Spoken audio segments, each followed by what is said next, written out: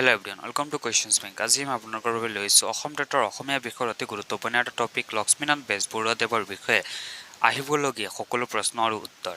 আমি আমাৰ আগৰ পাৰ্ট দুটা শ্ৰীমন্ত শংকৰদেৱ আৰু মাধৱদেৱৰ বিষয়ে সকলো প্ৰশ্নৰ উত্তৰ দিছিলোঁ। যদি চোৱা নাই তেন্তে ডেছক্ৰিপশ্যনৰ প্লেলিষ্টৰ লিংক দিম, তাৰ পৰা চাব পাৰে। আৰু ভিডিঅ'টো চাই যদি ভাল লাগে তেন্তে লাইক কমেণ্ট আৰু শ্বেয়াৰ কৰিবলৈ নাপাহৰিব। আৰু আমাৰ চেনেলত আপুনি যদি নতুন আহিছে তেন্তে চেনেলটোক ছাবস্ক্ৰাইব কৰি ছাইডৰ বেল আইকনটো ক্লিক কৰি দিয়ে, কাৰণ আমি এইদৰে ষ্টেট আৰু চেণ্ট্ৰেল লেভেলৰ চাকৰিৰ কাৰণে ভিডিঅ'বোৰ দি থাকোঁ। আকচোন বাৰু আৰু পলম নকৰাকৈ ভিডিঅ'টো আৰম্ভ কৰোঁ। আমাৰ কালিৰ মাধৱদেৱৰ পাৰ্টৰ আপোনালোকৰ বাবে দিয়া প্ৰশ্নটো হৈছে, মাধৱদেৱে ঝুমুৰাত সন্নিৱিষ্ট কৰা সংস্কৃত শ্লোকসমূহক কোনখন গ্ৰন্থৰ পৰা সংগ্ৰহ কৰিছে? এই প্ৰশ্নৰ শুদ্ধকৈ উত্তৰ দিছিল মঞ্জুৱাৰা আহমেদে। আমাৰ আজিৰ প্ৰথম প্ৰশ্নটো হ'ল, লক্ষ্মীনাথ বেজবৰুৱাৰ জন্ম কেতিয়া হৈছিল? উত্তৰ চি 1864 চনত লক্ষ্মীনাথ বেজবৰুৱাৰ জন্ম হৈছিল। নেক্সট কুৱেশ্যনটো হ'ল, লক্ষ্মীনাথ বেজবৰুৱাৰ পিতৃৰ নাম কি আছিল? উত্তৰ এ দীননাথ বেজবৰুৱা আছিল লক্ষ্মীনাথ বেজবৰুৱাৰ পিতৃৰ নাম। নেক্সট কুৱেশ্যনটো হ'ল, তলৰ কোনখন গ্ৰন্থৰে লক্ষ্মীনাথ বেজবৰুৱাৰ সাহিত্যিক জীৱনৰ আৰম্ভণি হয়? উত্তৰ এ লিটিকাই নাটকেৰে লক্ষ্মীনাথ বেজবৰুৱাৰ সাহিত্যিক জীৱনৰ আৰম্ভণি হয়। নেক্সট কুৱেশ্যনটো হ'ল, লক্ষ্মীনাথ বেজবৰুৱাই ৰচনা কৰা কবিতা পুথিখন হ'ল? উত্তৰ ডি কদমকলি হ'ল লক্ষ্মীনাথ বেজবৰুৱাই ৰচনা কৰা কবিতা পুথি। নেক্সট কুৱেশ্যনটো হ'ল, বেজবৰুৱাই ৰচনা কৰা নাটকখন কি? উত্তৰ চি জয়মতী হ'ল বেজবৰুৱাই ৰচনা কৰা নাটক। নেক্সট কুৱেশ্যনটো হ'ল, তলৰ কোনখন ঐতিহাসিক নাটক লক্ষ্মীনাথ বেজবৰুৱাই ৰচনা কৰা? উত্তৰ বি চক্ৰধ্বজ সিংহ হ'ল লক্ষ্মীনাথ বেজবৰুৱাই ৰচনা কৰা এটা নাটক। নেক্সট কুৱেশ্যনটো হ'ল, তলৰ কোনখন পুথি বেজবৰুৱাই ৰচনা কৰা নাটক নহয়? উত্তৰ চি শিশুপাল বধ বেজবৰুৱাদেৱে ৰচনা কৰা নাট নহয়। আমি জানো যে বেজবৰুৱাদেৱে ৰচনা কৰা নাট 8খন হ'ল লিটিকাই, নোমল, পাচনি, চিকৰপতি নিকৰপতি, নাটৰ কিৰণী, চক্ৰধ্বজ সিংহ, জয়মতী কুঁৱৰী আৰু বেলিমাৰ আদি। আমাৰ নেক্সট কুৱেশ্যনটো হ'ল, তলৰ কোনখন গ্ৰন্থ বেজবৰুৱাই ৰচিত নহয়? উত্তৰ ডি বাঁহী বেজবৰুৱাদেৱে ৰচনা কৰা গ্ৰন্থ নহয়। নেক্সট কুৱেশ্যনটো হ'ল, বেজবৰুৱাই লিখা একমাত্ৰ উপন্যাসখনৰ নাম কি? উত্তৰ চি বেজবৰুৱাই লিখা একমাত্ৰ উপন্যাস হ'ল পদুম কুঁৱৰী। নেক্সট কুৱেশ্যনটো হ'ল, বেজবৰুৱাই ৰচিত আত্মজীৱনীখনৰ নাম কি? উত্তৰ বি মোৰ জীৱন সুবৰণ হ'ল বেজবৰুৱাদেৱে ৰচিত আত্মজীৱনী। নেক্সট কুৱেশ্যনটো হ'ল, বেজবৰুৱাৰ উপন্যাসৰ সংখ্যা কিমান? আমি জানো যে বেজবৰুৱাদেৱে একমাত্ৰ পদুম কুঁৱৰী উপন্যাসহে ৰচনা কৰিছিল, গতিকে ইয়াত এনচাৰটো হ'ব চি এখন। নেক্সট কুৱেশ্যনটো হ'ল, বেজবৰুৱাৰ সৈতে জোনাকী কাকত ওলোৱাৰ ক্ষেত্ৰত তলৰ কোনখন ব্যক্তিয়ে সহযোগ কৰিছিল?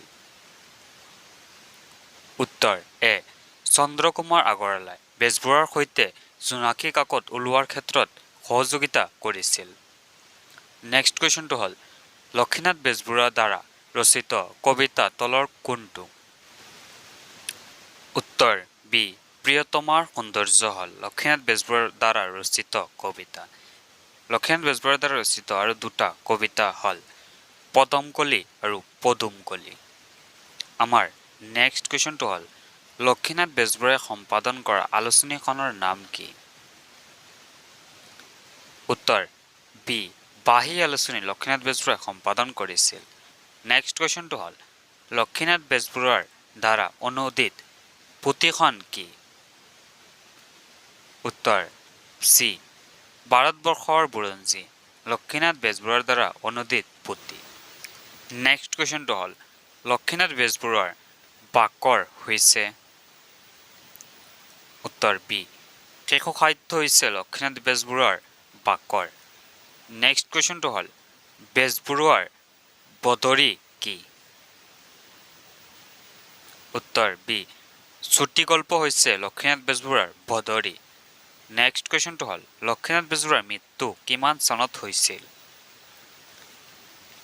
উত্তৰ চি 1938 চনত লক্ষ্মীনাথ বেজবৰুৱাৰ মৃত্যু হৈছিল। নেক্সট কুৱেশ্যনটো হ'ল বেজবৰুৱাৰ তত্ত্বমূলক গ্ৰন্থখনৰ নাম কি? উত্তৰ চি তত্ত্বকথা হ'ল লক্ষ্মীনাথ বেজবৰুৱাৰ তত্ত্বমূলক গ্ৰন্থ।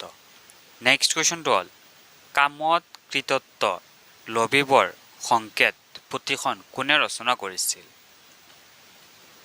উত্তৰ বি লক্ষ্মীনাথ বেজবৰুৱাই ৰচনা কৰিছিল। নেক্সট কুৱেশ্যনটো হ'ল তলৰ কোনখন লক্ষ্মীনাথ বেজবৰুৱাৰ নাটক নহয়? উত্তৰ এ সৌৰভী লক্ষ্মীনাথ বেজবৰুৱাৰ নাটক নহয়। নেক্সট কুৱেশ্যনটো হ'ল মহাপুৰুষ শ্ৰী শংকৰদেৱ আৰু শ্ৰী মাধৱদেৱ গ্ৰন্থৰ প্ৰণেতা হ'ল? উত্তৰ বি লক্ষ্মীনাথ বেজবৰুৱা।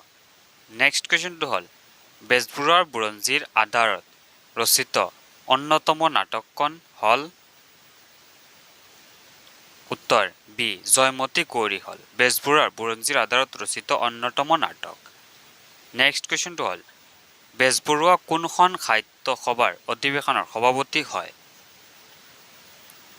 উত্তৰ চি গুৱাহাটী অধিৱেশনৰ সভাপতি হয়। নেক্সট কুৱেশ্যনটো হ'ল 1924 চনত গুৱাহাটী অনুষ্ঠিত অসম সাহিত্য সভাৰ কিমান সংখ্যক অধিৱেশনত সভাপতিত্ব কৰিছিল?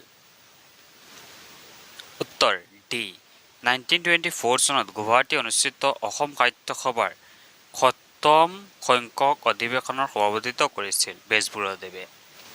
আমাৰ আজিৰ শেষৰ প্ৰশ্নটো হ'ল বেজবৰুৱাই হাস্যৰসযুক্ত ব্যংগ সাহিত্যসমূহ কি ছদ্মনামত লিখিছিল? এই প্ৰশ্নটো আপোনালোকৰ কাৰণে ৰাখিলোঁ। ইয়াৰ উত্তৰ কমেণ্ট ছেকশ্যনত দিবলৈ চেষ্টা কৰিব। যদি ভিডিঅ'টো চাই ভাল লাগিছে তেন্তে লাইক কমেণ্ট আৰু শ্বেয়াৰ কৰিবলৈ নাপাহৰিব। আমাৰ ভিডিঅ'টো ইয়াক সমাপ্ত কৰিলোঁ। ধন্যবাদ।